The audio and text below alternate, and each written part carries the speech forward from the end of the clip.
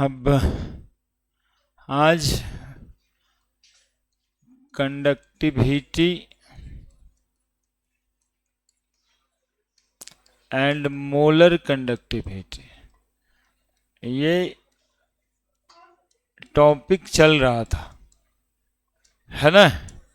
Conductivity and molar conductivity electrochemistry में।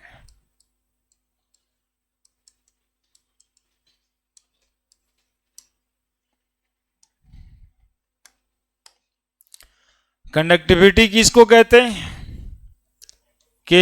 अब molar conductivity किसको कहते हैं, lambda M. Conductivity by molarity को, है ना, कंडक्टिविटी बाई मोलरिटी को मोलर कंडक्टिविटी कहते हैं। यही ना पढ़ रहे थे, मोलर कंडक्टिविटी बराबर कप्पा बाई मोलरिटी इंटू 1000। ये रहेगा साइमन सेंटीमीटर में, और ये रहेगा मोल पर लीटर में। ये पढ़ चुके हैं हम लोग, ठीक है। हाँ, अब आगे बढ़ेंगे, अब आगे बढ़ेंगे, इससे आगे बढ़ेंगे। टॉपिक है dependence of molar conductivity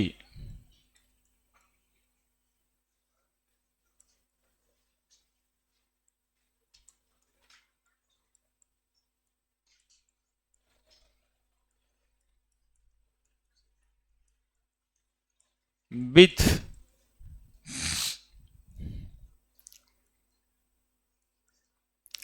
concentration of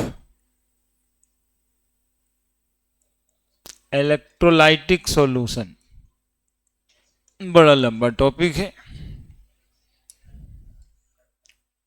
dependence of molar conductivity with concentration of electrolytic solution.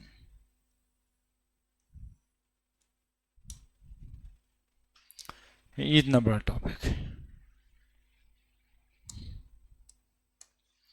और इसमें सबसे पहले Debye on Sagar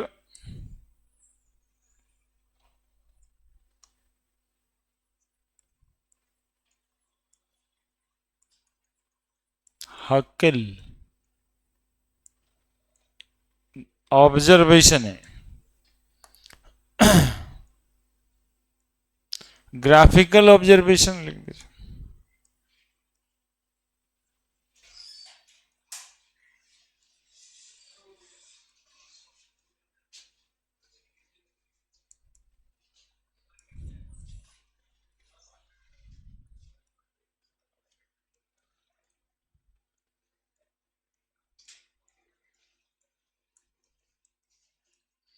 Debye Onsager Huckel observation एक ग्राफिकल ऑब्जर्वेशन है।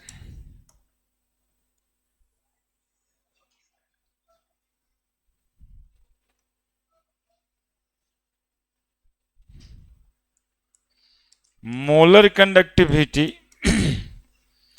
और स्क्वायर रूट ऑफ सी के बीच ग्राफ है।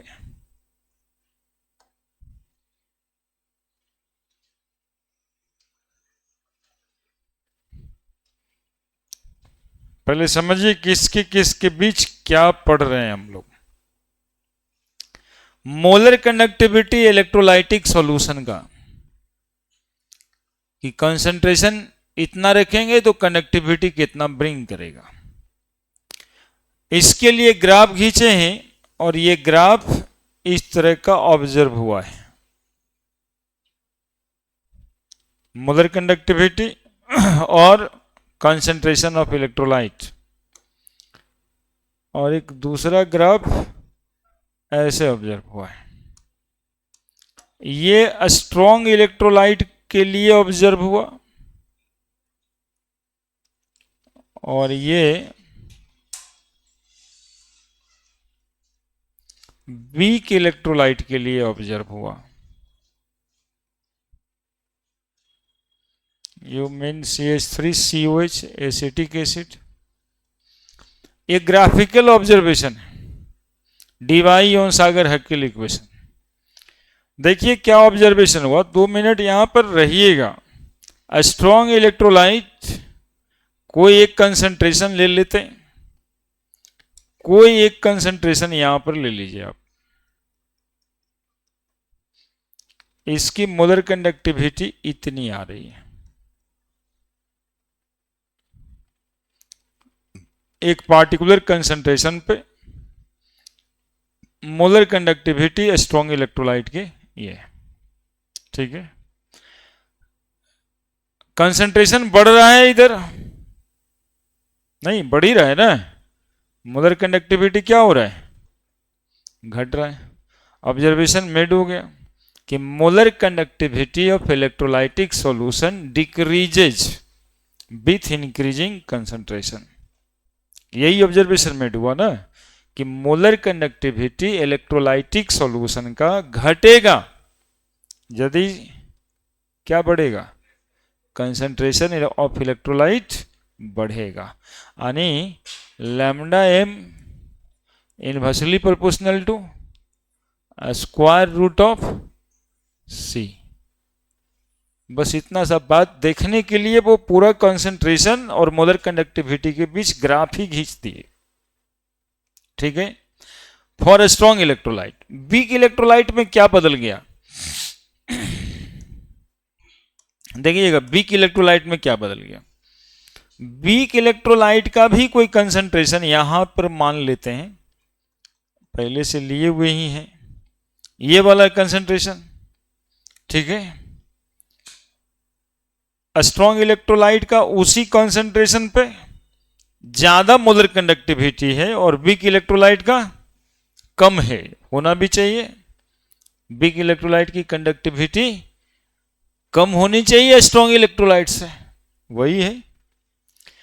दोनों में अंतर फिर क्या हो रहा है, दोनों में अंतर ये हो रहा है कि आप देखिएगा कि कंसंट्रेशन को गौर से देखते रहिए।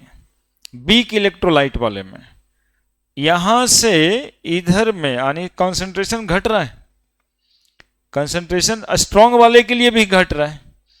तो ये जो इंक्रीज किया इतना ही ना इंक्रीज किया, लेकिन वीक इलेक्ट्रोलाइट की कंडक्टिविटी इतना से इंक्रीज किया, यहां से चला गया सीधा कहां पे, यहां पे। तो आने की वीक इलेक्ट्रोलाइट की conductivity near infinite dilution when concentration approaches to zero, कंसंट्रेशन उधर बढ़ रहा है, इधर क्या हो रहा है, घट रहा है। तो जब कंसंट्रेशन घट रहा है, जीरो की तरफ जा रहा है, तो वीक इलेक्ट्रोलाइट की कंडक्टिविटी अचानक से ज्यादा बढ़ जाती है। यही ऑब्जर्वेशन, दोनों में डिफरेंसेस है। ये सब पॉइंट्स लिखेंगे। इस ग्राफिकल ऑब्जर्वेशन से क्या मिला, तो पहला क्या मिला, with increasing concentration of strong electrolyte molar conductivity decreases. दूसरा पॉइंट क्या मिला, with increasing concentration of weak electrolyte molar conductivity decreases. दोनों में सेम ही बात मिला, इसका डिक्रीमेंट थोड़ा ज्यादा है, इसका थोड़ा कम है, ठीक है।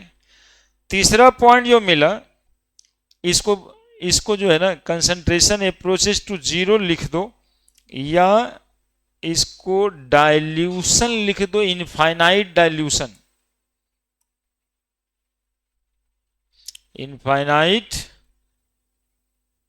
डाइल्यूशन, या फिर जीरो कंसंट्रेशन। ये पॉइंट जीरो ही ना इंडिकेट करेगा। जीरो कंसंट्रेशन मतलब क्या समझते हैं, सुनिए। अब 10 ग्राम नमक एक गिलास पानी में घोल के पी रहे थे आप, तो नमकीन लग रहा था, लेकिन वही 10 ग्राम नमक को एक बाल्टी में घोल दीजिए, नमक तो 10 ग्राम है उसमें, लेकिन कुछ नमकीन वगैरह अब लगेगा क्या, मतलब नमक है ऐसा पता ही नहीं चलेगा। That is called infinite dilution और कंसंट्रेशन अप्रोचेस टू जीरो, ठीक है। In case of weak electrolyte, when concentration approaches to zero, और infinite dilution there are sharp increase in molar conductivity observe, है ना, sharp increase of molar conductivity observe. इसकी conductivity में इतना changes नहीं आ रहा है स्ट्रॉन्ग इलेक्ट्रोलाइट में, लेकिन वीक इलेक्ट्रोलाइट के कंसंट्रेशन में बहुत सारा चेंज आ रहा है, अचानक से बहुत बढ़ गया है, ऐसा ऑब्जर्व हुआ। ये सब पॉइंट्स लिखाएगा और फिर कारण पढ़ेंगे कि क्यों ऐसा हुआ। बनाइए ग्राफ।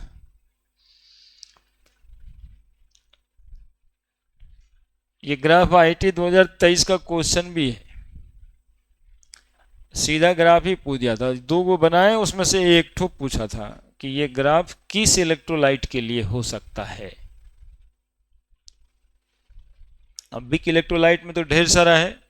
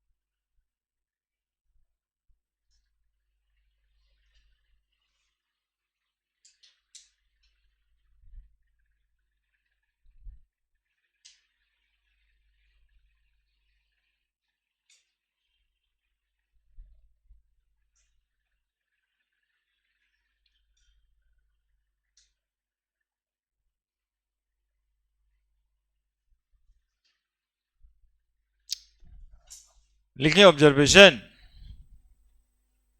पहले स्ट्रॉन्ग इलेक्ट्रोलाइट का कर लेते हैं, फिर वीक इलेक्ट्रोलाइट का। इसको प्रैक्टिकल जोड़ के देखते हैं। ये एक्चुअली में हम आपको समझाएंगे कि घर में अर्थिंग लाइन और अर्थिंग दो सिस्टम है। लाइव वायर तो पोल से आ जाता है,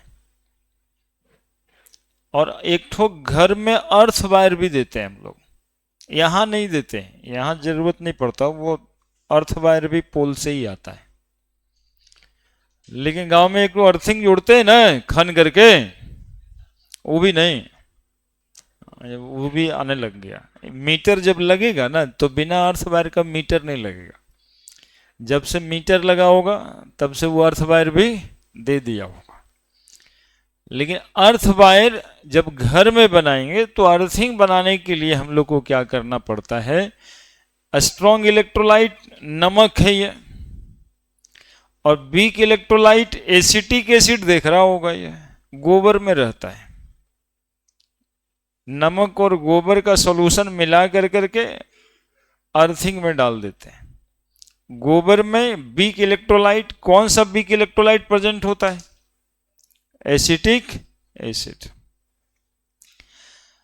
स्ट्रॉन्ग इलेक्ट्रोलाइट किसको कहेंगे, जो 100% डिसोसिएट हो जाता है, टूट जाता है, यानी NaCl सॉल्यूशन में जाएगा, Na+ और Cl-, 100 मॉलिक्यूल लिए तो 100 के 100 मॉलिक्यूल टूट जाएगा। लेकिन एसिटिक एसिड 100 मॉलिक्यूल लिए हैं तो 100 मॉलिक्यूल नहीं टूटेगा। 100 मॉलिक्यूल टूट जाता तब तो फिर स्ट्रांग ही हो जाएगा। 20%, 30% डिसोसिएट करेगा। इसमें डिग्री ऑफ डिसोसिएशन होगा और इसमें डिग्री ऑफ डिसोसिएशन 1 होगा। ठीक है, तो वीक इलेक्ट्रोलाइट और स्ट्रॉन्ग इलेक्ट्रोलाइट ये अर्थिंग में दिया जाता है, और जब भी वोल्टेज कमेगा तो उसमें पानी मिलाना होता है। 1-2 बाल्टी पानी डाल देते हैं अर्थ वायर के पास जहां से अर्थिंग लेते हैं। तो अर्थिंग जहां से लेते हैं वहां पानी मिलाने का कॉन्सेप्ट क्या है कि वही इलेक्ट्रोलाइट का अमाउंट है जो आप डाले थे, लेकिन पानी मिला दिए तो कंडक्टिविटी क्या हो जाएगा इसका। देखिए इधर में पानी मिलाना मतलब इनफाइनाइट डाइल्यूशन की तरफ जाना। पानी मिला दिए मतलब कंडक्टिविटी बढ़ जाएगी, इंक्रीज कर जाएगी, वोल्टेज बढ़ जाता है। अर्थ में पानी देने से वोल्टेज बढ़ जाएगा, यही तो बता रहा है ना। और प्रैक्टिकल भी संभव है। एक गिलास में 1 मोल नमक लेकर करके डिजोल्व कर दिए और वही 1 मोल नमक को 1 बाल्टी पानी में डिजोल्व कर दिए, कंडक्टिविटी ज्यादा होगा 1 बाल्टी पानी में। कारण क्या है कि उसमें आयनिक मोबिलिटी ज्यादा होगा, मॉलिक्यूल फ्री टू मूव होगा। जितना ज्यादा आयनिक मोबिलिटी होगी उतना ज्यादा इलेक्ट्रोलाइटिक कंडक्शन होगा। बढ़े तो ऑब्जर्वेशन का points,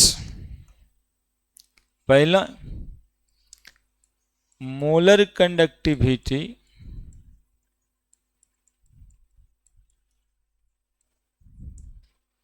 of a strong electrolyte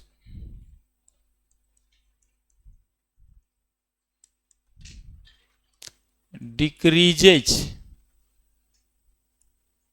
with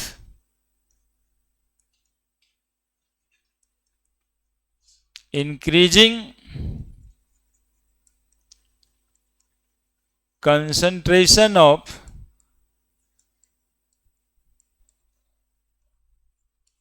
electrolytic solution. और इसके लिए डी-बाई-ऑन-सागर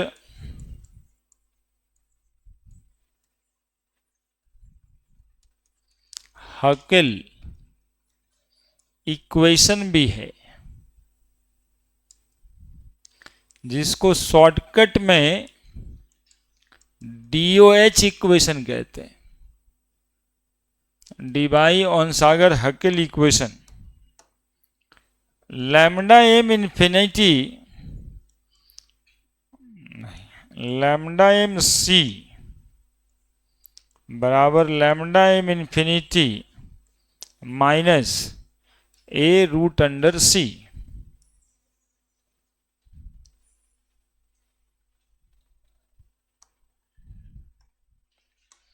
जहां पे लैम्डा एम सी क्या है, तो मोलर कंडक्टिविटी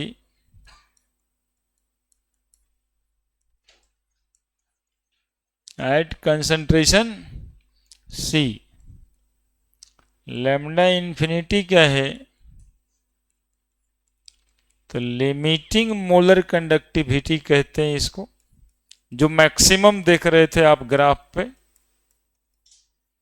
आप अभी अभी देख ही लीजिए, लिमिटिंग मोलर कंडक्टिविटी इसको बोलेंगे लैम्डा एम इन्फिनिटी, है ना। इसीलिए थोड़ा सा यहां देखिएगा ग्राफ ब्रेक किए कि कंसंट्रेशन ऑफ इलेक्ट्रोलाइट कभी 0 नहीं होगा और कभी इनफाइनाइट नहीं होगा, बस सपोज किया जाएगा। अब 1 मोल नमक आप 1 बाल्टा पानी में डिजोल्व किए तो आपको कुछ बुझाने रहा है कि इसमें नमक है या नहीं है, that is called infinite dilution. लेकिन 1 मोल नमक तो है ही ना उसमें, तो लैम्डा इन्फिनिटी कहेंगे किसको, लिमिटिंग मोलर कंडक्टिविटी को, या इसी को कहा जाएगा, इसी को कहा जाएगा molar conductivity at infinite dilution.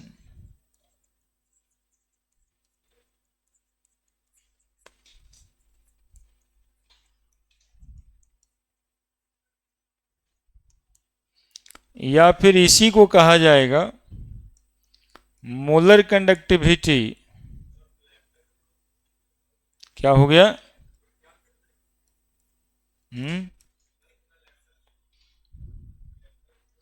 सी लिखे हैं, इन्फिनिटी।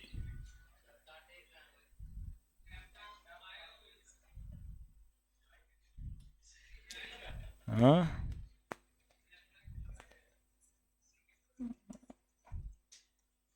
क्लियर करते हैं, रुकिए।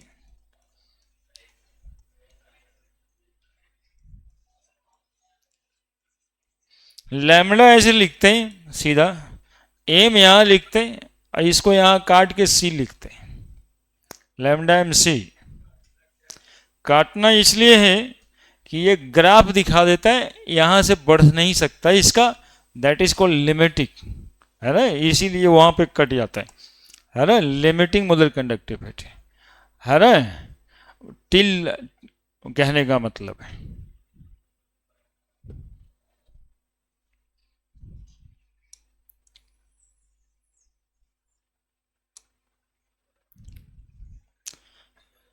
सी को कहते हैं कंसंट्रेशन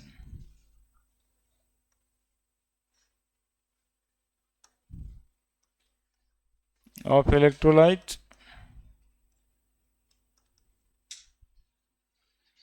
और ए को यहां पे कहा जाएगा D by on Sagar Hückel constant.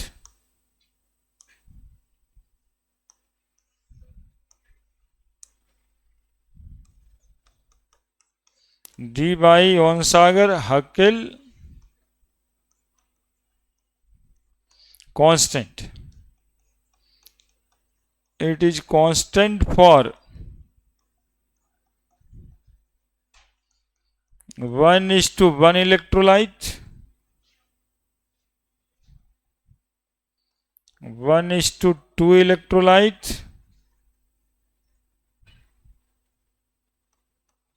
1:3 electrolyte, 1:1 electrolyte. अब यहां देख लो क्या है इस हकेल इक्वेशन में, लैम्डा एम सी यानी मोलर कंडक्टिविटी किसी कंसंट्रेशन सी पे कितना होगा, तो लैम्डा एम इंफिनिटी माइनस ए रूट अंडर सी। अब ये ग्राफ देखो, जैसे लैम्डा एम सी यहां पे है, तो किसी भी कंसंट्रेशन सी पे यदि मोलर कंडक्टिविटी निकालते हैं तो molar conductivity at infinite dilution जो मैक्सिमम हो सकता है, लिमिटिंग मोलर कंडक्टिविटी भी कहेंगे उसको, उसमें से माइनस कर देना है ए रूट अंडर सी। अब इसमें सी कंसंट्रेशन ऑफ इलेक्ट्रोलाइट है, और देखो लैम्डा इंफिनिटी को 3 बात लिखे हैं, मतलब इसका डिफिनेशन ही लिख दिए यहां पे।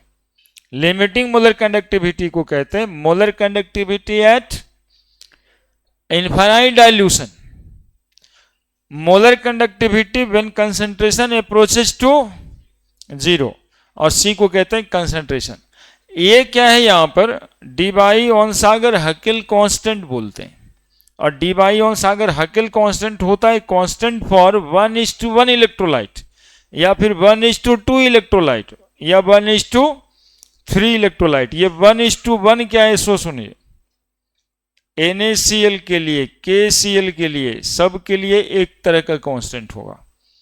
1:2 जो इलेक्ट्रोलाइट 1 मोल और 2 मोल में टूटता है, CaCl2, BaCl2,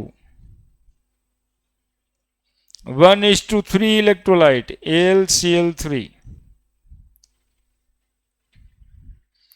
अब लिख दीजिए पूरा, और ये D by on Sagar Hückel साहब का इक्वेशन किसके लिए है, फॉर अ स्ट्रॉन्ग इलेक्ट्रोलाइट, किसके लिए,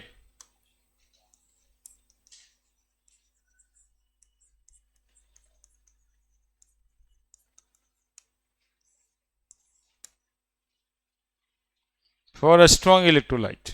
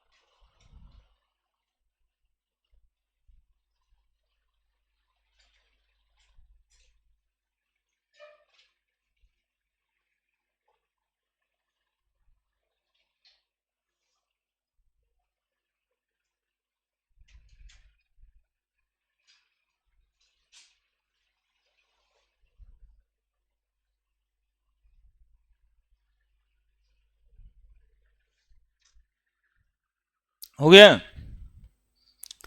स्ट्रॉन्ग इलेक्ट्रोलाइट की मोलर कंडक्टिविटी डिस्कस हो गई। अब अरे जल्दी लिखेगा, क्या क्या करके लिखता रहता है, बतिया बतिया गए।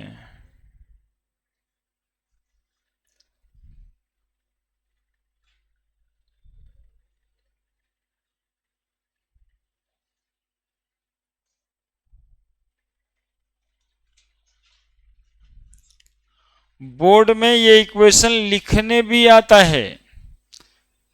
हाँ, सिर्फ इक्वेशन लिख दीजिए, ऐसा लिख के आता है। वो ग्राफ सिर्फ बना दीजिए, ऐसा बोल के आता है कि Debye Onsager Huckel observation, graphical observation molar conductivity और कंसंट्रेशन के बीच का ग्राफ शो कीजिए। Debye Onsager Huckel equation लिखिए फॉर स्ट्रॉन्ग इलेक्ट्रोलाइट। क्लियर है? तो दोनों क्वेश्चन से, और इसमें बस ये सब थोड़ा याद रखना होगा कि लैम्डा एम सी होता है, लैम्डा एम इन्फिनिटी होता है। लैम्डा एम इन्फिनिटी को और बता दें, जीरो भी कहीं कहीं लिखा रहता है इन्फिनिटी के जगह पे। जब जीरो लिख रहा है इसका मतलब क्या लिख रहा होगा? Molar conductivity when concentration approaches to zero. Infinite लिख रहा है मतलब infinite dilution. Next,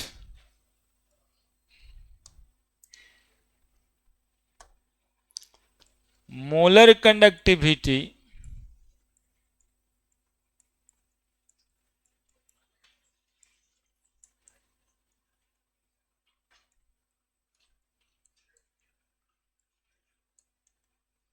of weak electrolyte also decreases with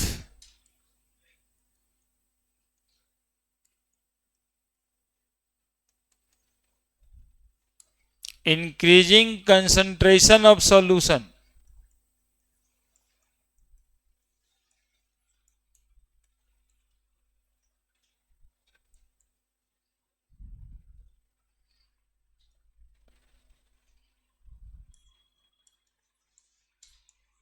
या इसी बात को लिखेंगे कि molar conductivity of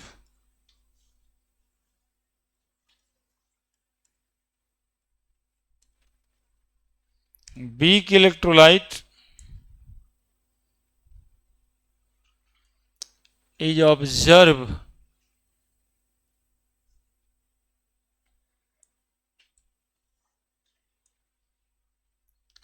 less than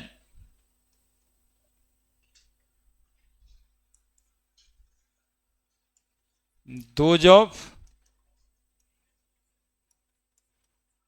a strong electrolyte. तीसरा point, molar conductivity of weak electrolyte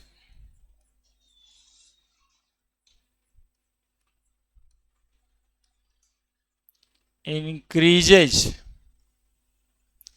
more sharper या more sharply than a strong electrolyte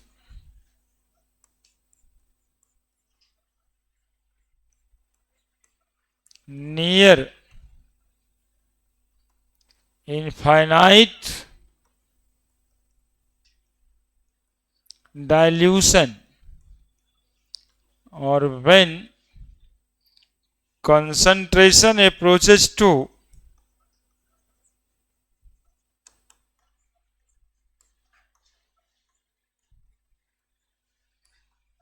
zero.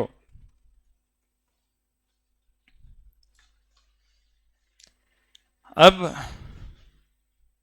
Saurabh बताएगा। हाँ, सौरभ भी बता सकता नहीं है, और कौन बताएगा? और यदि किन्हीं को लगता है तो बताइएगा, जो कि पढ़े रहते हैं सब। क्या कारण है वीक इलेक्ट्रोलाइट की कंडक्टिविटी ज्यादा शार्पली क्यों बढ़ जाता है? Near infinite dilution.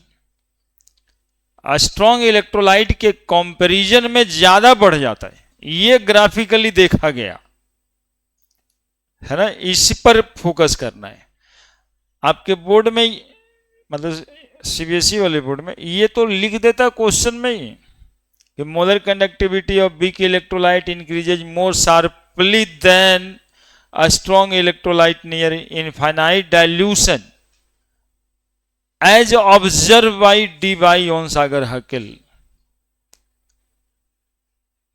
Give reason for it, justify the statement. अब कैसे जस्टिफाई कीजिएगा, आखिर ऐसा क्यों हो गया, कैसे हुआ ये बात।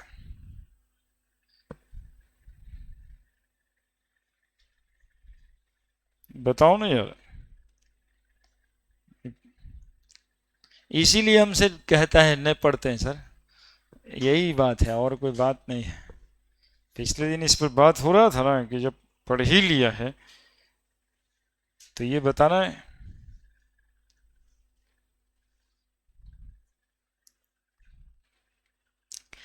ये 1 नंबर के क्वेश्चंस में भी आ सकता है और 3 नंबर के क्वेश्चंस में भी आ सकता है ना।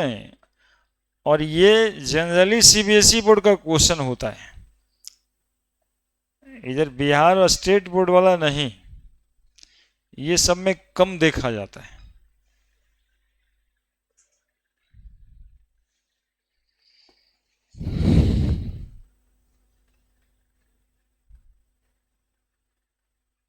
कोशिश कर रहा है बताने का, ही कर रहा है ना। बहुत छोटा सा रीजन है।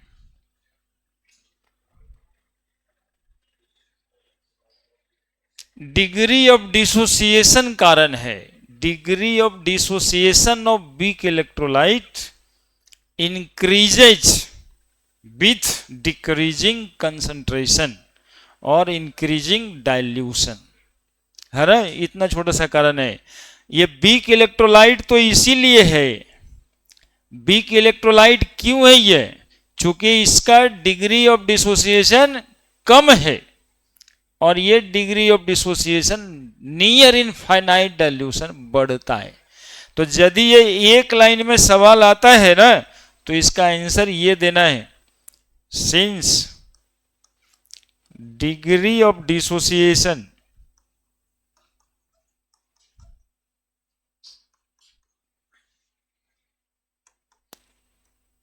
of weak electrolyte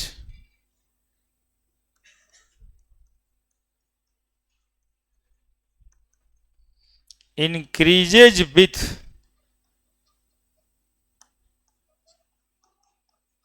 increasing dilution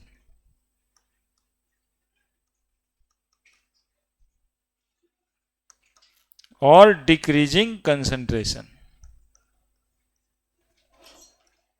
ये सब क्या करता है? क्या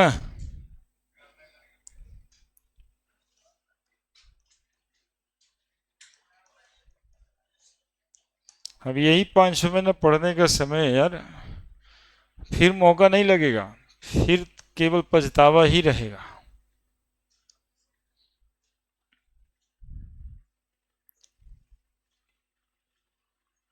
पढ़ लो,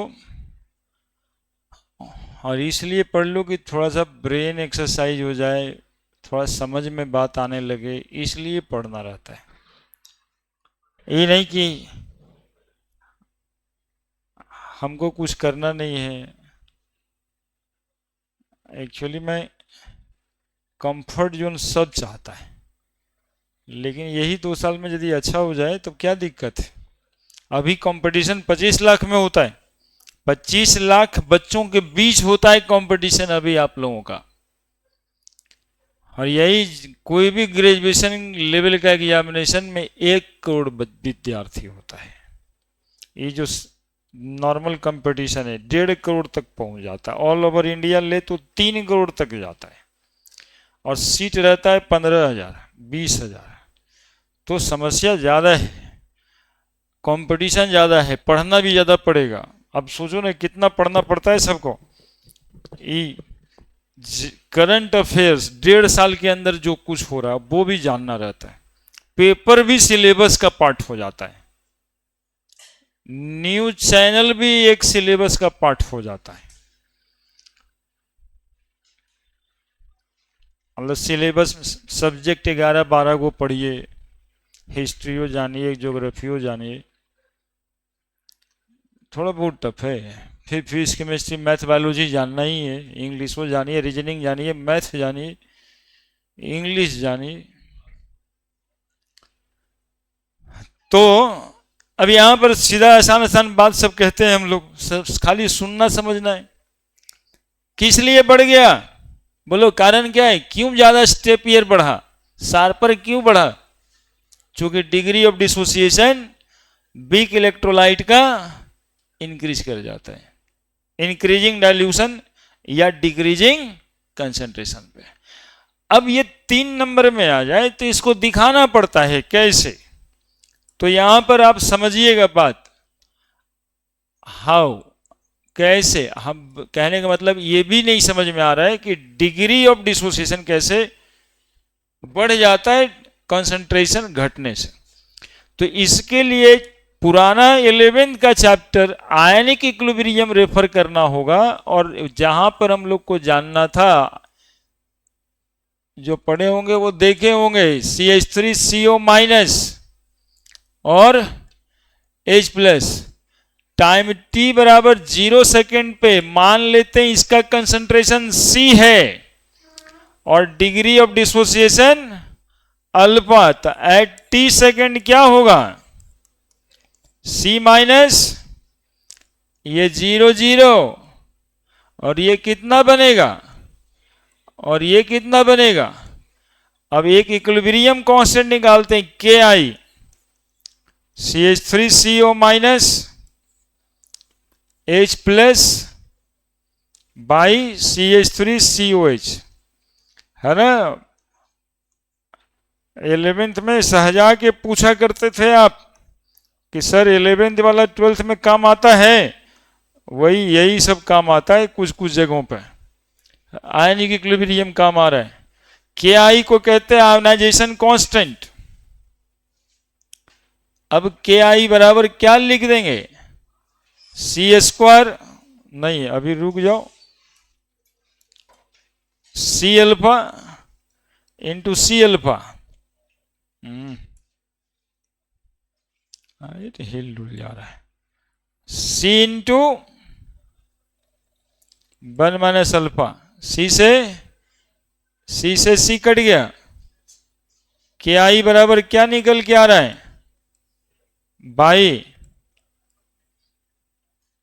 1 माइनस अल्फा।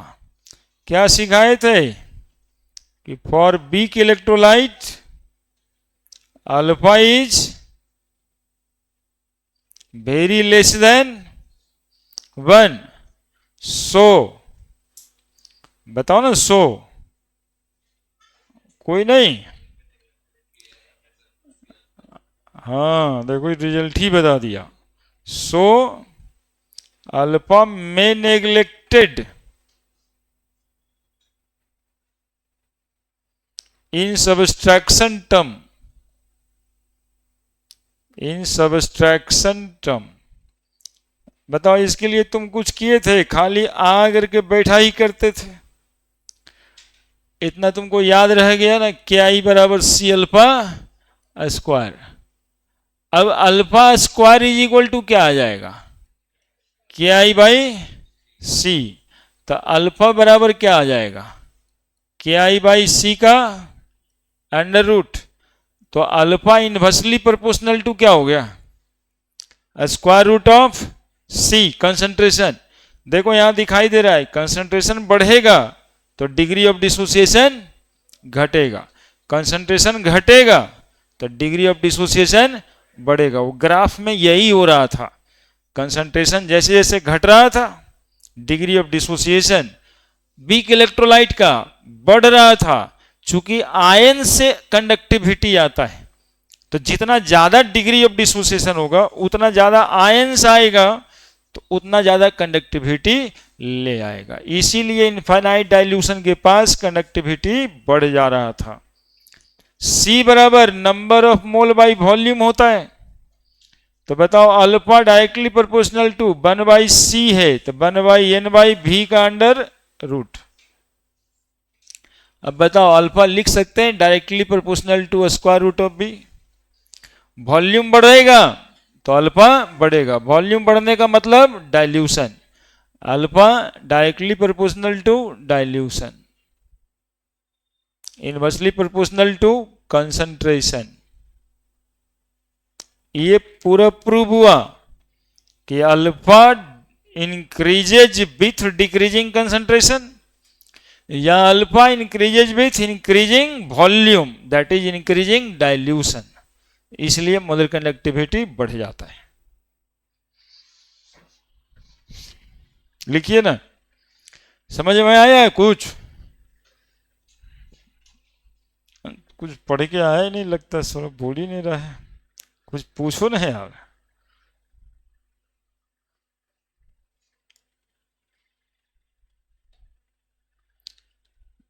दो तीन बच्चा इस बैच में पूछता है, पढ़ता है वो, और दो तीन बच्चा उस बैच में भी पढ़ता है, थोड़ा थोड़ा पूछता है, मतलब बाकी दुनिया से भी पढ़ता है, हमसे पढ़ने के अलावे अलावे चेक लगाता रहता है, थर्मामीटर लगा देता है कभी कभी। वो सोच के आता है ई वाला सर से जाके पूछेंगे। अच्छा है, हम एकदम तैयार हैं, क्योंकि हम समझते हैं कि सबको हम ही पढ़ाएं, उसके बाद पढ़ाता है सब।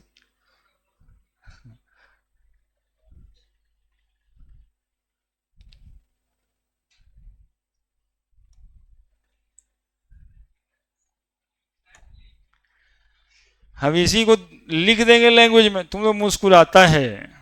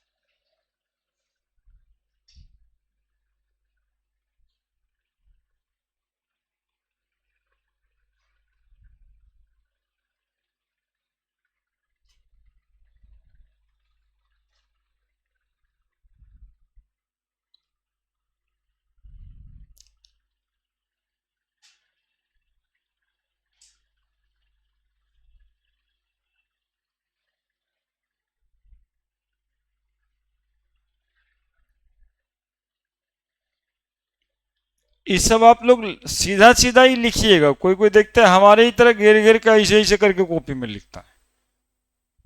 हम तो एक साथ सबको समझाते हैं इसलिए ना, आप नीचे नीचे नीचे नीचे लिखते चले जाइए।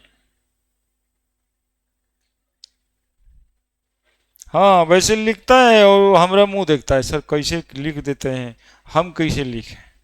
अब बताइए, आपका पेज छोटा है ना, आप ऐसे से कैसे लिखिएगा, आप नीचे नीचे लिखते चले जाइएगा ना। अब बगल में कोई अक्षर का मतलब नहीं आता है तो बोल लिखना रहता है। जैसे के आई क्या है यहाँ पे, डिसोसिएशन कांस्टेंट है ना, के आई है डिसोसिएशन कांस्टेंट इलेक्ट्रोलाइट का, alpha degree of dissociation, C concentration.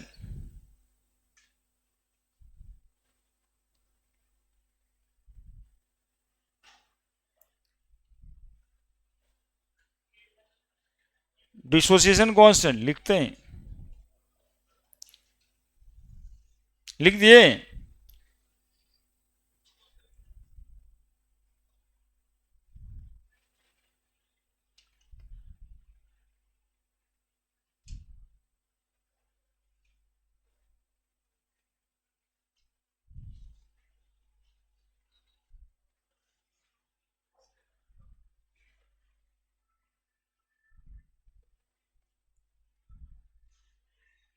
Bear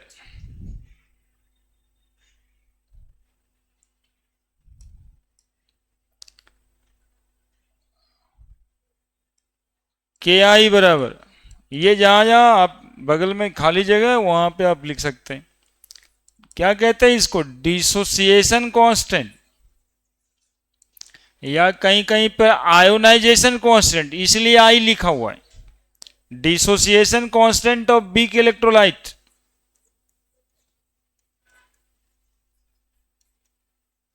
alpha degree of dissociation,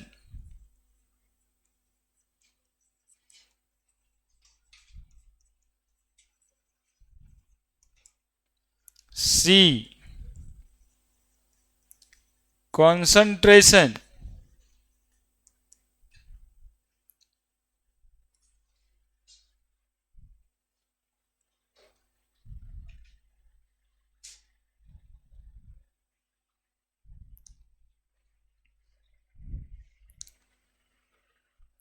क्या आउटकम निकला इससे? Degree of dissociation of weak electrolyte decreases with increasing concentration, हम लोग लिखेंगे इंक्रीजेज विथ डिक्रीजिंग कंसंट्रेशन। बढ़े क्या?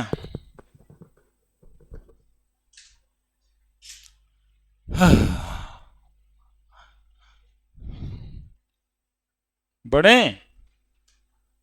बढ़ने के बाद तुम लोग रोकता है यार, बोलो ना पहले से, बढ़ जाए। आने यहां पे लिख देंगे डिग्री ऑफ डिसोसिएशन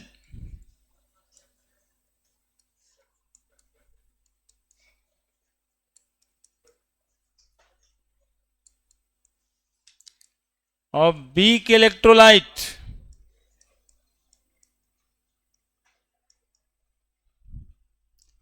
इज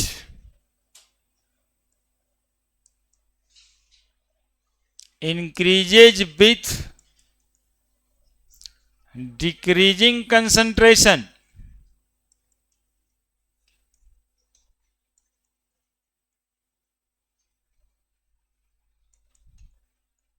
और increasing volume of solution।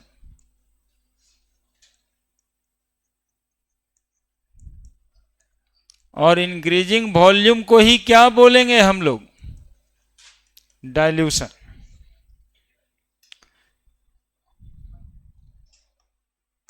अब अल्फा यदि बढ़ेगा कंसंट्रेशन घटेगा, अल्फा बढ़ेगा, थोड़ा और कंसंट्रेशन घटेगा, डाइल्यूशन बढ़ेगा,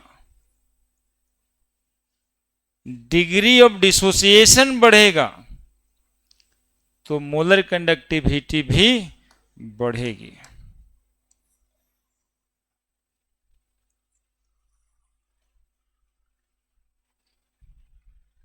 ये बात है ना, यही बात हुआ ना। तो क्यों इनफाइनाइट डाइल्यूशन पे शार्पर इंक्रीज कर जाता है, समझ गए? क्योंकि इनफाइनाइट डाइल्यूशन पे degree of dissociation sharper increase कर जाता है। There are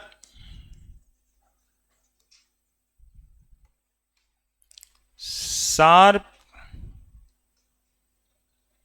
increase of degree of dissociation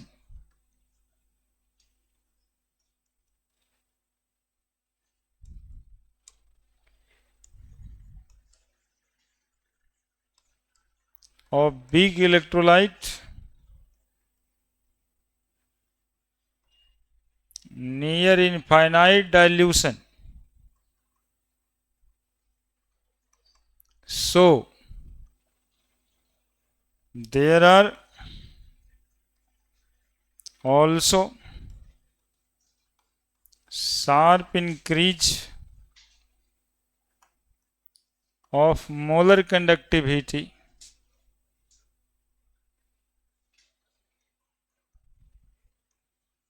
of weak electrolyte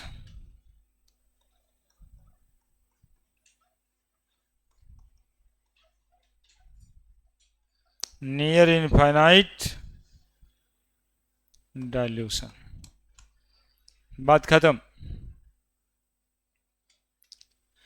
अब ये जवाब प्रॉपर कॉपी में नहीं लिखा रहेगा तो नंबर कैसे आएगा? कुछ लिख दिए,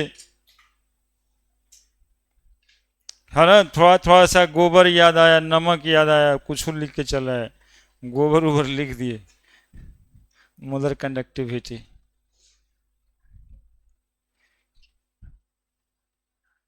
दो तीन लाइन लिखने के बाद बीच में लिख दिए क्योंकि सर बताए थे इसलिए हम लिख दिए क्योंकि हमारे सर बताए थे कि अर्थिंग में गोबर डाल दिया जाता है मोलर कंडक्टिविटी बढ़ने के लिए।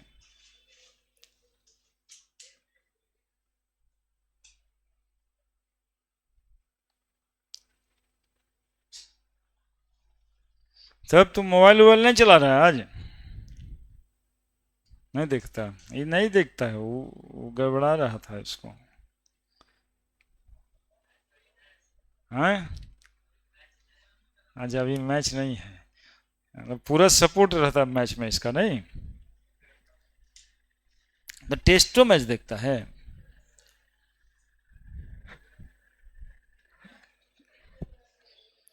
खेलने भी जाता है क्या?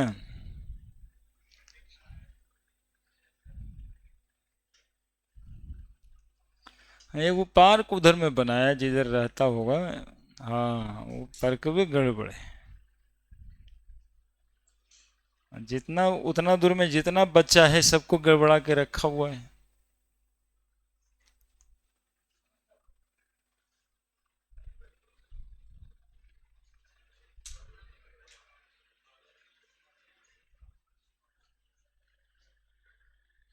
माहौल खराब करता है ना, ये 2 साल में माहौल को देता है बिगाड़ के रख।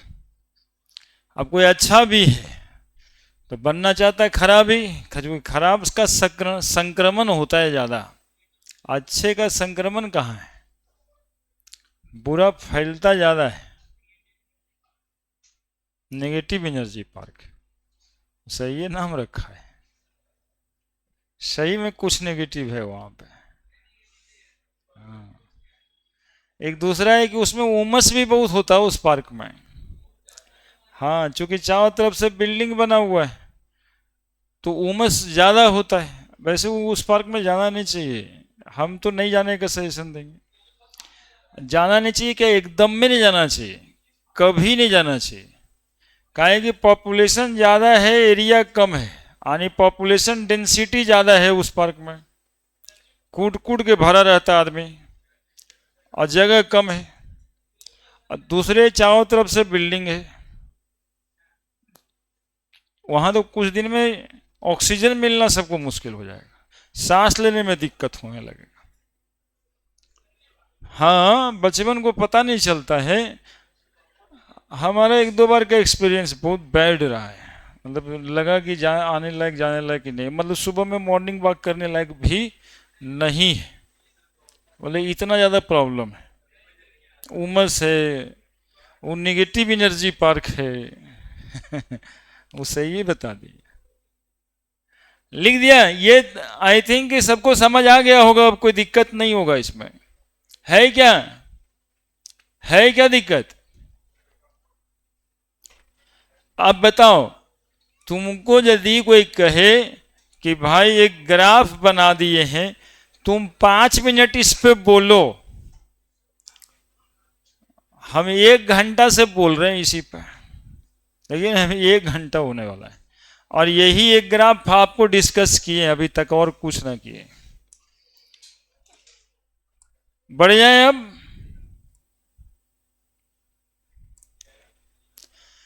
Now the degree of dissociation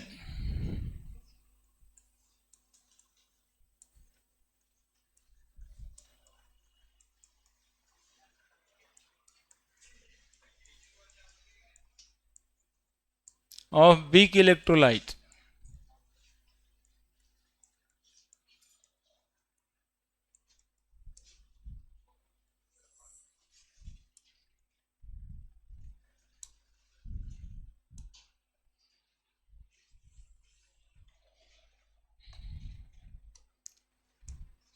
alpha, the ratio of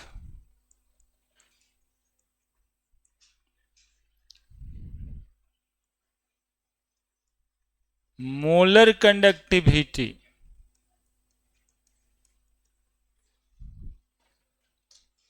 at any concentration C to that of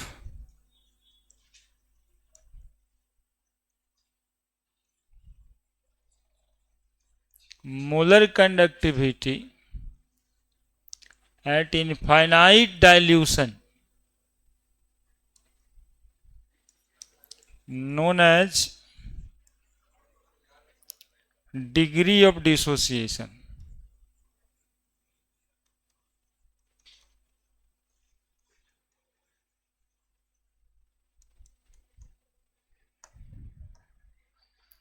alpha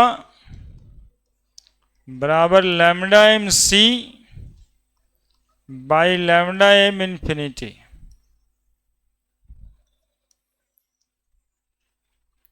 अब degree of dissociation weak electrolyte का डिफाइन होगा किससे कि मोलर कंडक्टिविटी किसी कंसंट्रेशन सी पे, मोलर कंडक्टिविटी इलेक्ट्रोलाइटिक सॉल्यूशन का किसी concentration C पे जितना आता है उसको डिवाइड कर देंगे उस सॉल्यूशन के लिमिटिंग मोलर कंडक्टिविटी से, है ना। तो निकल जाएगा कि कितना ही टूटा हुआ होगा, है ना। Lambda M C by lambda M infinity. तो लैम्डा एम सी तो लिख ही चुके हो, molar conductivity at concentration C, और इंफिनिटी किसको कहेंगे, लिमिटिंग मोलर कंडक्टिविटी। अभी तो लिखे थे यार, जल्दी लिखो।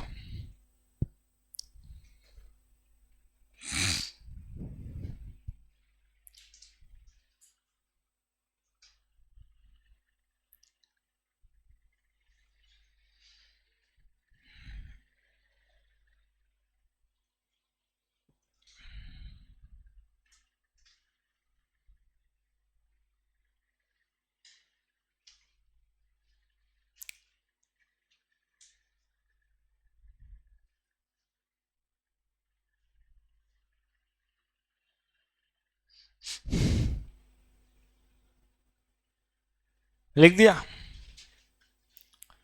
अब एक वीक इलेक्ट्रोलाइट का डिसोसिएशन कांस्टेंट निकालना रहता है।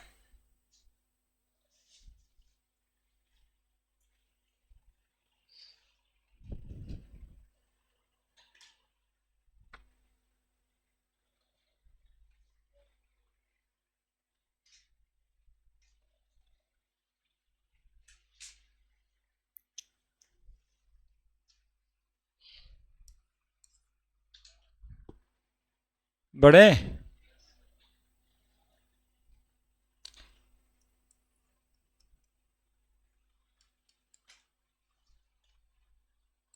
डिसोसिएशन कांस्टेंट ऑफ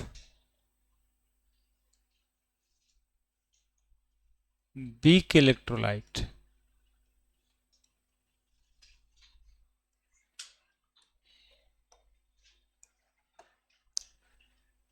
देखो अभी अभी पढ़ के आ रहे हैं ना हम लोग, के आई बराबर C alpha square minus one minus alpha.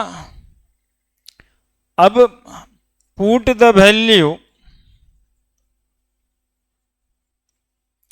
Of alpha in equation 1, और वैल्यू क्या था अल्फा बराबर lambda M C by lambda M infinity. तो देखो के आई बराबर C into lambda M C by lambda M infinity का whole square by 1 minus lambda M C by 1 minus ये lambda M infinity. हालांकि ये formula से numerical नहीं बनाना चाहिए, लेकिन ऑप्शंस में आपको आ जाता है कौन है इसमें आयोनाइजेशन कांस्टेंट या डिसोसिएशन कांस्टेंट, बहुत लफड़ा हो जाता है। के आई बराबर नहीं, अल्फा निकाल देंगे अलग से और फिर इसी पर रख देंगे, C into lambda M C का whole square by lambda M infinity का भी होल स्क्वायर, है ना, स्क्वायर है alpha square, lambda M infinity नीचे आएगा, lambda M infinity minus lambda M C ऊपर जाएगा, C into lambda M C का स्क्वायर बाई, देखो ये लैम्डा एम इंफिनिटी एगो कट गया, तो लैम्डा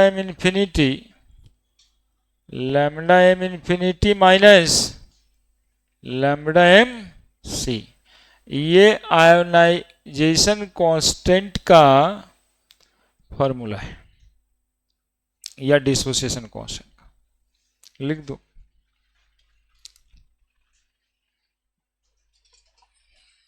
ये ऑप्शंस में आया हुआ है, इसलिए इसको जानना चाहिए आपको। न्यूमेरिकल क्वेश्चन इस पे क्या रख के बनाएगा, शुरू में अल्फा निकाल देगा और सी अल्फा स्क्वायर से बना देगा सफल।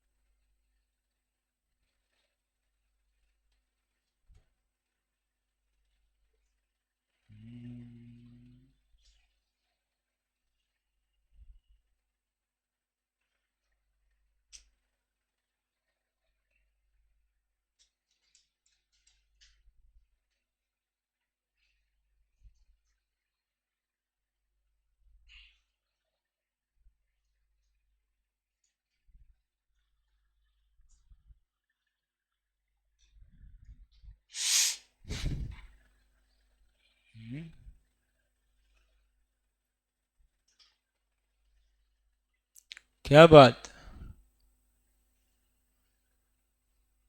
कोई बात?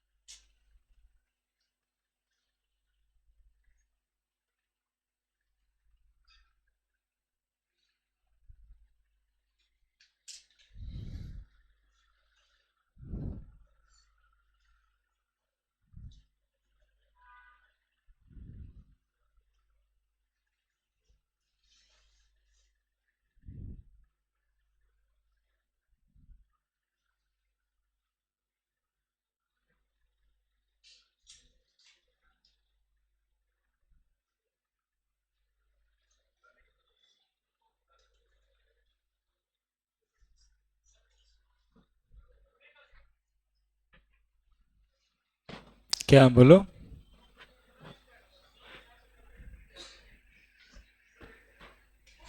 हाँ, lambda M C by lambda infinity का स्क्वायर, तो लैम्डा एम सी का होल स्क्वायर कर दिए, कोई दूसरा टर्म नहीं ना है, उस पूरा एक के टर्म है, मोलर कंडक्टिविटी एट कंसेंट्रेशन सी, वो लिखने का तरीका है। लैम्डा लिख दिए कंडक्टिविटी, एम लगा दिए मोलर कंडक्टिविटी, ऊपर में सी लिख दिए एट कंसेंट्रेशन सी, नीचे में लैम्डा एम इंफिनिटी का होल स्क्वायर आया, तो नीचे से नीचे एक वो कट गया, तो एक किट हो बचा ना। क्या बड़े?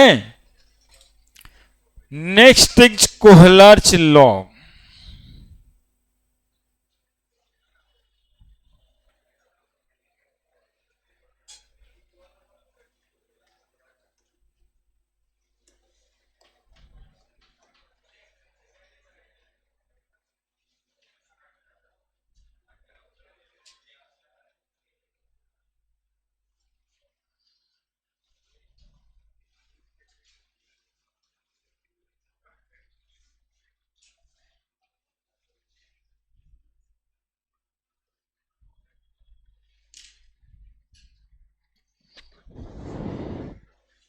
लिखो।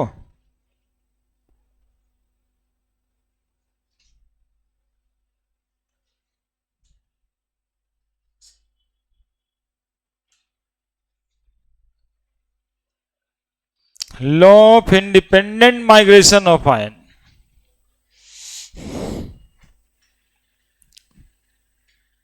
कैसा लॉ है? नाम पढ़ो तो साइंटिस्ट का।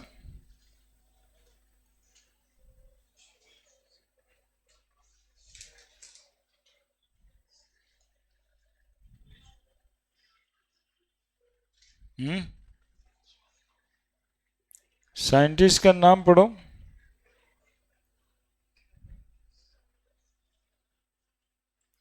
पढ़ दिए क्या?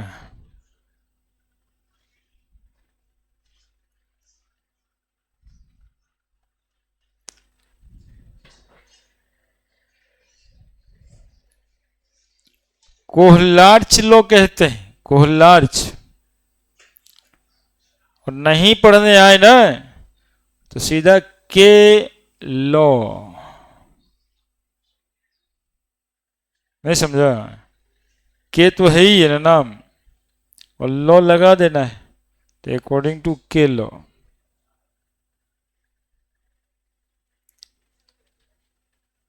ठीक ना? अकॉर्डिंग टू के लॉ। क्या है, क्या कहना ये चाहते हैं?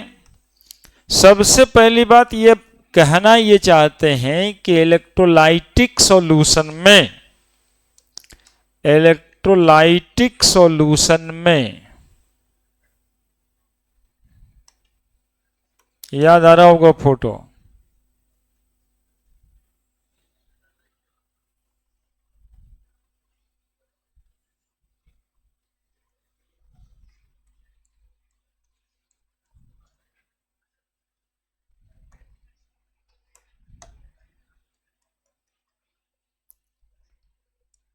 पिछले दिन सौरभ हमसे कुछ पूछ रहा था, इसमें लगाना था तुमको सॉल्ट ब्रिज।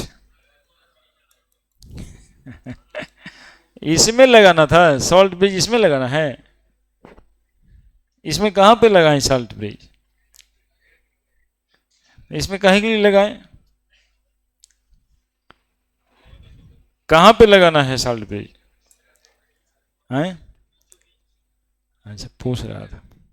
देखो यहां पे मान लिया कि NaCl है इलेक्ट्रोलाइट्स, तो Na प्लस और Cl माइनस, यही होता है इलेक्ट्रोलाइटिक सॉल्यूशन।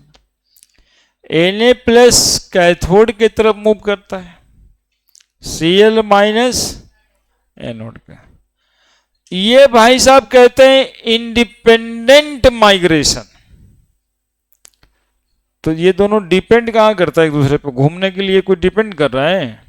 वो अलग घूमता है, ये अलग होता है। यही बात कह रहे हैं कि in electrolytic solution the ions are independently move from each other, है ना? जैसे आप लोग की हालत है, आप किसी पे डिपेंड होके मूव थोड़े करते हैं, अलग अलग घूम लेते हैं, किसी से पूछने की जरूरत भी नहीं है, मेरा मन था हम चले गए। वैसे ही तो आयन है, इंडिपेंडेंटली घूमता है, that is the law, independent migration of ion. अब कहते हैं जब ये इंडिपेंडेंट है तो NaCl की मोलर कंडक्टिविटी सोडियम आयन की मोलर कंडक्टिविटी और क्लोराइड आयन की मोलर कंडक्टिविटी को जोड़ देंगे तो निकल जाएगा। मोलर कंडक्टिविटी दोनों अलग अलग आयंस को जोड़ेंगे तो मोलर कंडक्टिविटी किसका निकल जाएगा? इलेक्ट्रोलाइट का। यही लॉ है और कुछ नहीं है इसमें। जैसे हम ये आपको ये बताना चाह रहे हैं कि लैम्डा एम इन्फिनिटी, देखना क्या क्या लिखेंगे अब इसमें। लैम्डा एम इन्फिनिटी किसका? Na प्लस का, प्लस लैम्डा एम इन्फिनिटी किसका? Cl माइनस का। ये दोनों को जोड़ेंगे तो मोलर कंडक्टिविटी निकल जाएगी किसकी? इन्फिनिटी किसकी निकलेगी? NaCl का। इन जनरल कोई भी इलेक्ट्रोलाइट लिखने का फॉर्मेट है, आप लोग को हम सिखाए भी हैं, AX B बाई बराबर X into molar conductivity A का by plus plus by into limiting molar conductivity किसका? B का, क्या माइनस? X minus. इसी फॉर्मेट पे यदि आप लिख देंगे तो काम हो गया। और कंडक्टिविटी, मोलर कंडक्टिविटी दिया रहता है। जैसे देखो ये वो लिख के दिखा रहे हैं, लैम्डा एम इन्फिनिटी CaCl2 का, तो X कितना है? 1, Cl कितना है? देखो कैसे लिखेंगे, lambda M infinity 1 into Ca पर 2 plus plus 2 into lambda M infinity क्या? Cl पे माइनस, ऊपर नीचे मिला के देखो x बाई दिख जाएगा। पहले यही लिख दो, लॉ लिखते हैं बाद में। इसके बाद ये न्यूमेरिकल क्वेश्चंस कराएगा आपको कोहलर्च लॉ।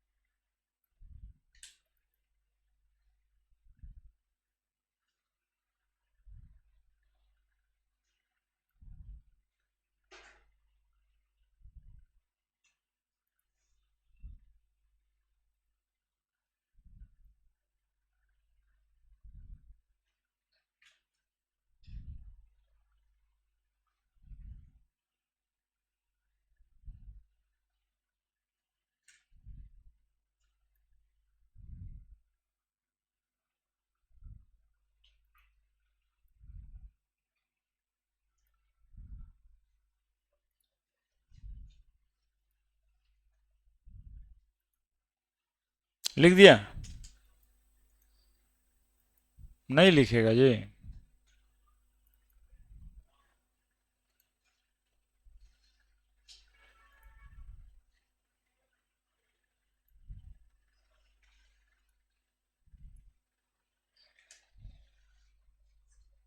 लिखे कि ना लिखे?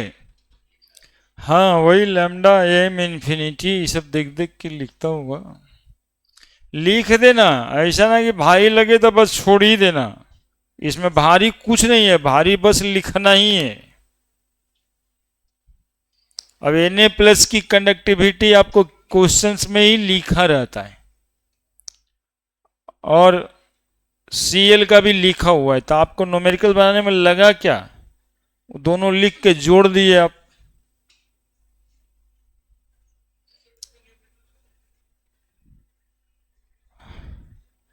इसका न्यूमेरिकल हम ट्रांसफर कर दिए हैं डेटा, अब खुल जाएगा वो। जरूरत पड़ेगा पहले लैंग्वेज तो लिख दे। अभी आप लोग लिखे उतना देर में ही सब काम कर दिया। क्वेश्चंस मिल जाएगा। जरा बताओ, एक तो हम लिख रहे हैं, तुम लोग बोलना, ये नहीं कि वो बोलेगा हम नहीं बोलेंगे, सब मिल के बोलना। क्या लिखे हम? Lambda M infinity Ca3PO4 whole 2, इसकी मोलर कंडक्टिविटी इसी फॉर्मेट में लिखनी है हमें। क्या लिखे बताओ तो? ना तुम लोग गड़बड़ा देगा, लिखने के लिए उतारता भी है, नीचे ऊपर हम करेंगे, तुम लोग भी कर देगा, यहीं पे लिखना होगा। शुरू करो बोलना। हाँ, बोल के रखो ना यार, हम याद रखेंगे, तुम जो बोलोगे लिख देंगे। कहां से शुरू करें? बराबर 3 into lambda M infinity Ca 2 plus 2 into lambda M infinity PO4 3 minus. तो कौन बड़ा भारी बात। अब कैल्शियम की मोलर कनेक्टिविटी लिखा रहेगा, फॉस्फेट का लिखा रहेगा, दोनों को जोड़ देंगे। क्या? जल्दी जल्दी जल्दी।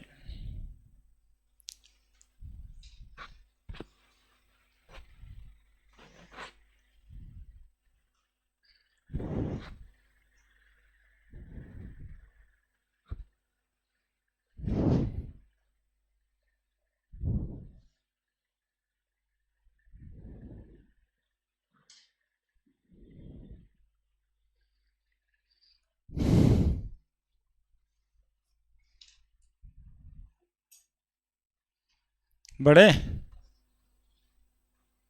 लैंग्वेज लिखना है कोलर्ट्स लॉ का हमें। इन इलेक्ट्रोलाइटिक सॉल्यूशन के लॉ लिख रहे हैं। In electrolytic solution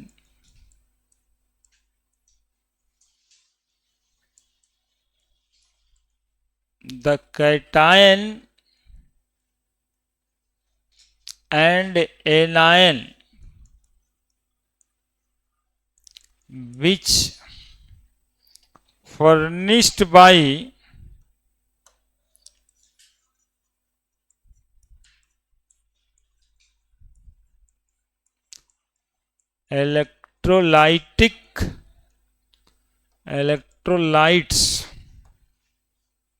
electrolytes move ही को माइग्रेशन बोल रहे हैं। Migrate towards respective electrode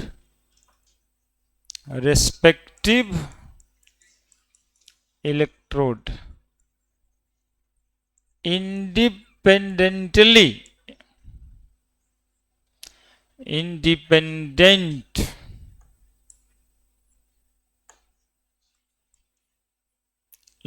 from each other. That is why called as law of independent migration of ions. Molar नहीं, limiting maximum, limiting molar conductivity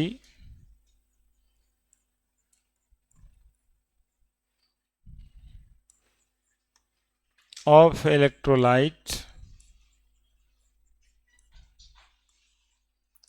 is the sum of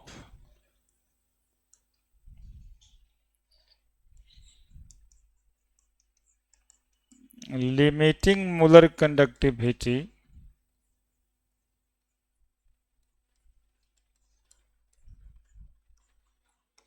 of each ions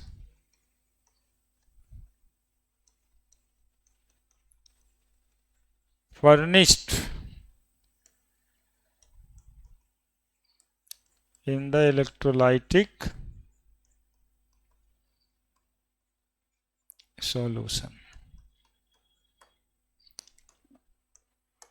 अब इसका application, तो calculation of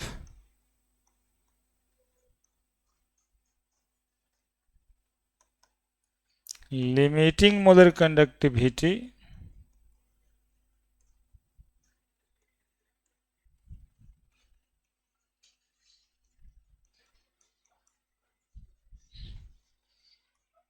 of electrolyte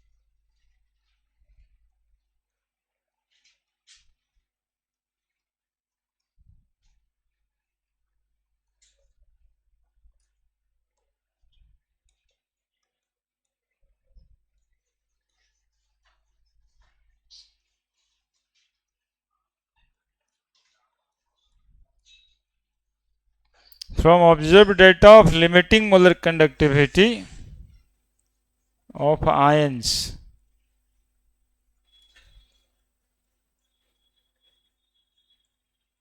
electrolytes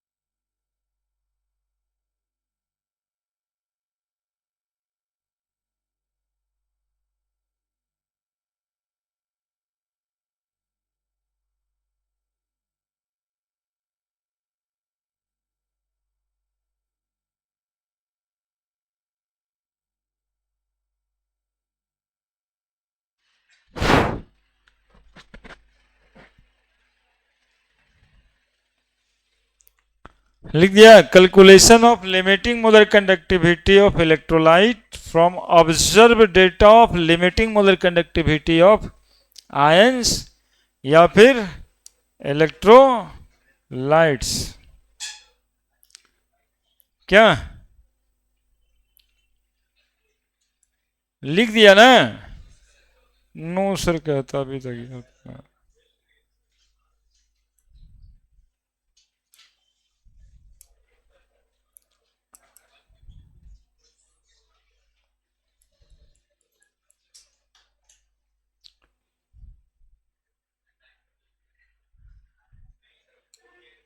क्या दिक्कत है यदि 5 minute ज्यादा पढ़ लोगे तो?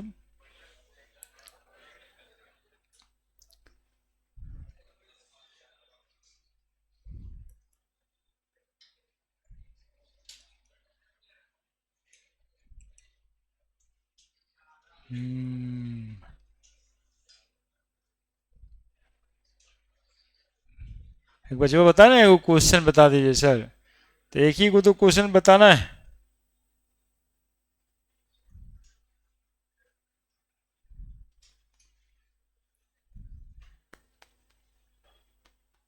वो पुराना था, एकदम से बेसिक क्वेश्चन।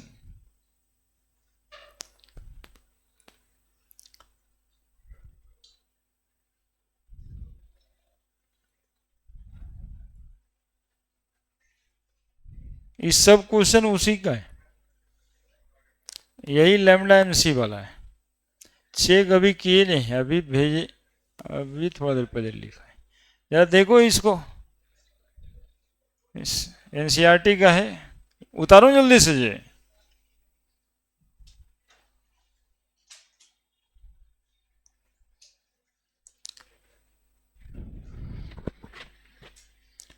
टेबल टेबल बताते हैं। एनसीईआरटी वाला बदमाश रहता ना, क्वेश्चन लिखता देखिए टेबल 3.4। अब जो लिखने वाला है वो टेबल थोड़े लिखेगा, उसको भेजे ही नहीं। अब टेबल से डेटा जो जरूरत पड़ेगा हम बता देते हैं। 3.4 टेबल में क्या लिखा हुआ है, जो लास्ट में लिखे थे ना, observe data of molar conductivity of ions. तो आयंस का ऑब्जर्व डेटा 3.4 टेबल में है ना। यहां पर हमें जरूरत पड़ेगा लैम्डा एम, ऐसे ठीक है, ठीक ही है। लैम्डा एम लगेगा जरूरत सी ए का, देखो सब दिया ही है।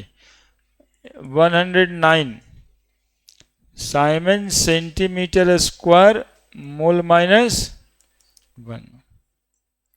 Lambda infinity C L minus का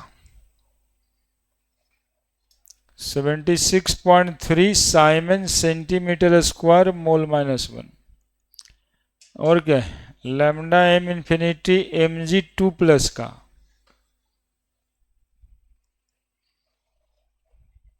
106 siemens centimetre square mole minus 1। Lambda M infinity S O 4 का 160 siemens centimetre square mole minus 1। ये सब क्वेश्चन में ही आ रहा है, ये टेबल है।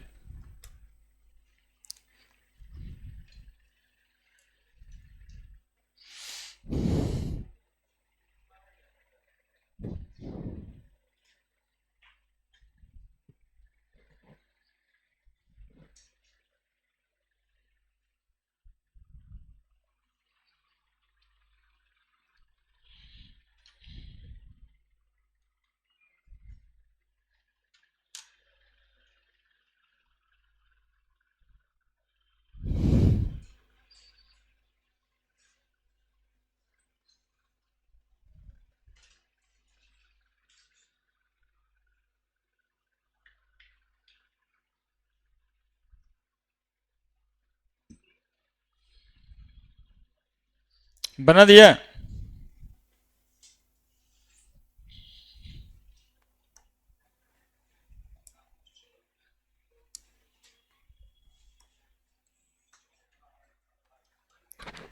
कैलकुलेट लैम्डा एम नॉट लिखा है फॉर CaCl2,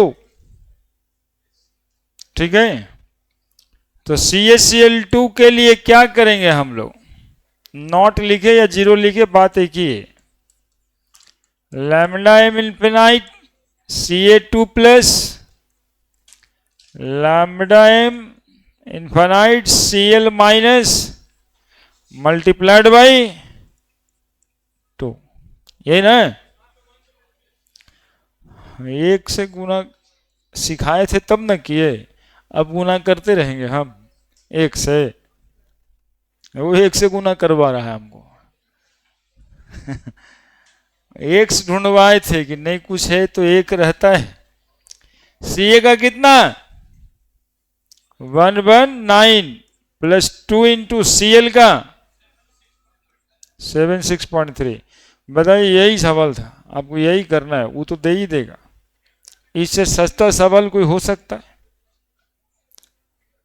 119 प्लस 3 दूनी 6, 6 दूनी 12, 2 बच गया 1, 15, 10 मतलब 6। अरे देखो ना कितना आसान है। 9 2 11, 1 5 1 6 1 7, 1 1 2। साइमन सेंटीमीटर स्क्वायर मोल -1 हो गया आंसर, है ना। और दूसरा क्या कह रहा है, MgSO4 का निकालने के लिए कह रहा है, तो MgSO4 का भी निकाल देंगे। लैम्डा एम इनफाइनाइट MgSO4 क्या करेगा बच्चा, lambda M infinity lambda M SO4 2 minus कितना आ रहा है Mg का 106 प्लस 160, 266 साइमन सेंटीमीटर स्क्वायर पर मोल। बताओ कितना आसान सवाल है ना। इसमें एक लैंग्वेज वाला क्वेश्चन होता है, उसको सिखाएंगे कल, है ना, कि 2-3 इलेक्ट्रोलाइट का कंडक्टिविटी दे देता है और चौथे इलेक्ट्रोलाइट की कंडक्टिविटी आपसे पूछती है।